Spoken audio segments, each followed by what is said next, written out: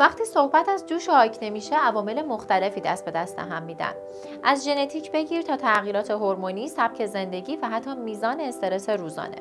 اما اگر بخوایم ریشه‌ای به این موضوع نگاه کنیم، میرسیم به غدد چربی که چربی طبیعی پوست رو تولید میکنن. اگه این غدد بیش از حد چربی تولید کنن، اون وقته که احتمال رشد و تکثیر باکتری ها تو پوست بیشتر میشه. از طرفی هم آلودگی ها و سلول های مرده منافذ پوست رو میبندن و این شرایط رو بدتر میکنن.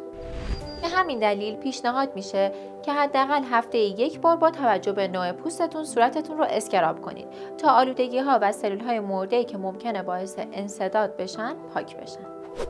البته انتخاب پاک کننده مناسب مثل میسلار واتر لدورا و بعدش تونر بسیار مهمه و همچنین میتونین از ماسک های ضد جوش لدورا هربال استفاده کنین، چرا که چربی پوست رو تنظیم و کنترل میکنن.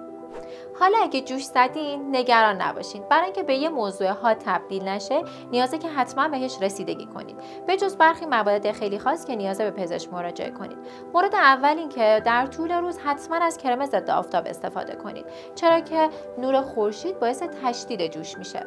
و مورد بعد این که به هیچ عنوان به جوش هاتون دست نزنید، فشار ندین و همچنین غذاهای فست فودی، سرخ کرده و پر ادویه نخورین و از کرم‌های برطرف کننده جوش و آکنه استفاده کنید.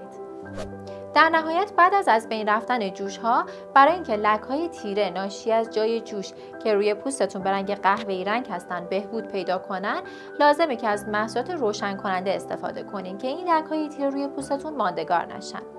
در این زمینه پیشنهاد من به شما استفاده از محصولات اناره که بسیار عالی عمل کرده.